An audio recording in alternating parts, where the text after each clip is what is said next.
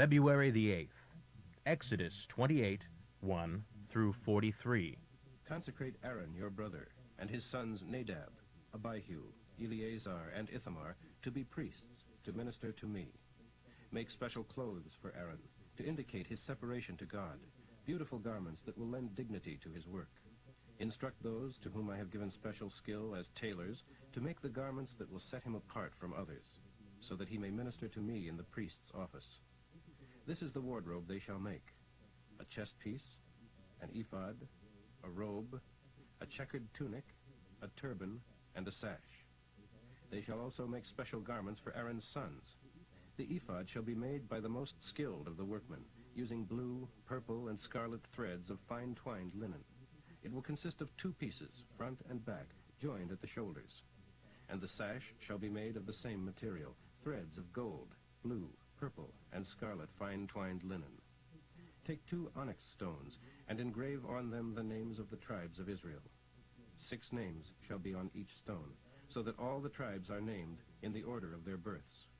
When engraving these names, use the same technique as in making a seal, and mount the stones in gold settings. Fasten the 2 stones upon the shoulders of the ephod as memorial stones for the people of Israel. Aaron will carry their names before the Lord as a constant reminder.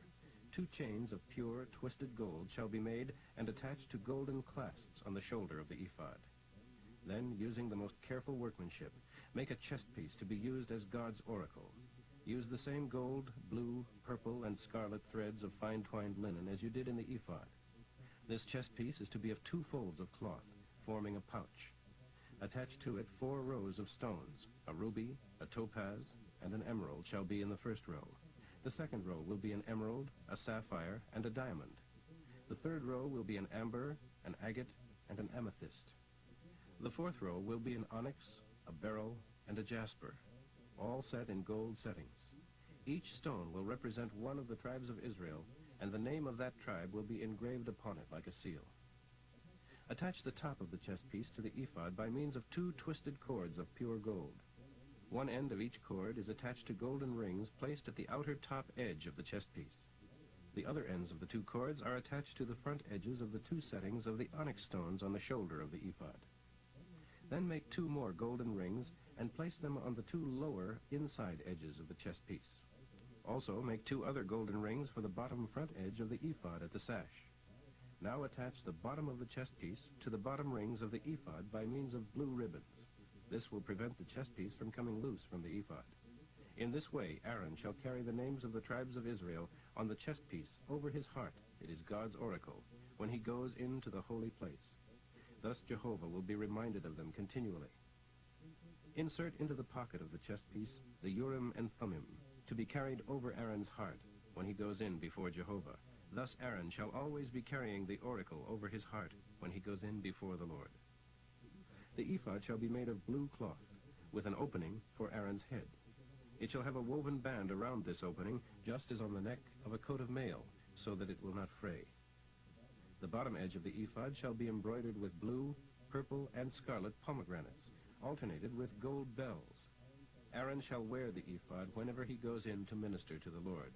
The bells will tinkle as he goes in and out of the presence of the Lord in the holy place, so that he will not die. Next, make a plate of pure gold and engrave on it, just as you would upon a seal, consecrated to Jehovah. This plate is to be attached by means of a blue ribbon to the front of Aaron's turban. In this way, Aaron will be wearing it upon his forehead, and thus bear the guilt connected with any errors regarding the offerings of the people of Israel. It shall always be worn when he goes into the presence of the Lord, so that the people will be accepted and forgiven. Weave Aaron's tunic from fine twined linen, using a checkerboard pattern. Make the turban, too, of this linen, and make him an embroidered sash. Then, for Aaron's sons, make robes, sashes, and turbans to give them honor and respect. Clothe Aaron and his sons with these garments, and then dedicate these men to their ministry by anointing their heads with olive oil, thus sanctifying them as the priests, my ministers. Also make linen undershorts for them, to be worn beneath their robes next to their bodies, reaching from hips to knees. These are to be worn whenever Aaron and his sons go into the tabernacle or to the altar in the holy place, lest they be guilty and die. This is a permanent ordinance for Aaron and his sons. Matthew 25:31 through 26:13. But when I, the Son of Mankind, shall come in my glory, and all the angels with me, then I shall sit upon my throne of glory, and all the nations shall be gathered before me. And I will separate the people as a shepherd separates the sheep from the goats, and place the sheep at my right hand, and the goats at my left. Then I, the King, shall say to those at my right, Come, blessed of my Father, into the kingdom prepared for you from the founding of the world. For I was hungry, and you fed me. I was thirsty, and you gave me water. I was a stranger, and you invited me into your homes. Naked, and you clothed me. Sick and in prison, and you visited me. Then these righteous ones will reply, Sir, when did we ever see you hungry and feed you, or thirsty and give you anything to drink, or a stranger and help you, or naked and clothe you? When did we ever see you sick or in prison and visit you? And I, the King, will tell them, When you did it to these, my brothers, you were doing it to me. Then I will turn to those on my left and say, Away with you, you cursed ones, into the eternal fire prepared for the devil and his demons. For I was hungry, and you wouldn't feed me, thirsty, and you wouldn't give me anything to drink, a stranger, and you refused me hospitality, naked, and you wouldn't clothe me, sick and in prison, and you didn't visit me. Then they will reply, Lord, when did we ever see you hungry or thirsty or a stranger or naked or sick or in prison and not help you? And I will answer, When you refused to help the least of these my brothers, you were refusing help to me. And they shall go away into eternal punishment, but the righteous into everlasting life. When Jesus had finished this talk with his disciples, he told them, As you know, the Passover celebration begins in 2 days, and I shall be betrayed and crucified. At that very moment, the chief priests and other Jewish officials were meeting at the residence of Caiaphas, the high priest, to discuss ways of capturing Jesus quietly and killing him. But not during the Passover celebration. There would be a riot. Jesus now proceeded to Bethany, to the home of Simon the leper. While he was eating, a woman came in with a bottle of very expensive perfume and poured it over his head. The disciples were indignant. What a waste of good money. Why, she could have sold it for a fortune and given it to the poor. Jesus knew what they were thinking and said, Why are you criticizing her? For she has done a good thing to me. You will always have the poor among you, but you won't always have me. She has poured this perfume on me to prepare my body for burial, and she will always be remembered for this deed. The story of what she has done will be told throughout the whole world, wherever the good news is preached. Psalm 31:9 through 18. O Lord, have mercy on me in my anguish. My eyes are red from weeping. My health is broken from sorrow. I am pining away with grief. My years are shortened, drained away because of sadness. My sins have sapped my strength. I stoop with sorrow and with shame. I am scorned by all my enemies, and even more by my neighbors and friends. They dread meeting me and look the other way when I go by.